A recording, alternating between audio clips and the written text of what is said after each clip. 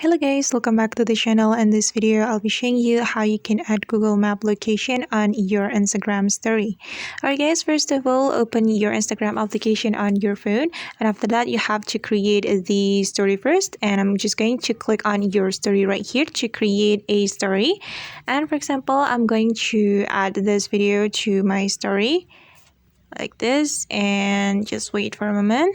Okay, and if you want to add Google Map location, you can simply click on this sticker button right here, and then there will be some options for you. And since we want to add Google Map location, we can click on location, then you can select the location that you want to add to your story, and just wait guys. Okay, and for example, I'm just going to add my location right now, so this one.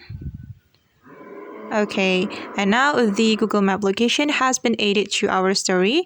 And then we can drag this location like this, and you can also tap the location to change the style. You can keep tapping like this. Okay, and I'm going to select this one, and after we're done, we just need to click on your story right here to share the story to our Instagram story. Alright guys, and that's how we can add Google Map location on Instagram story. I hope this tutorial will be helpful for you. Thank you so much for watching, and see you on the next video.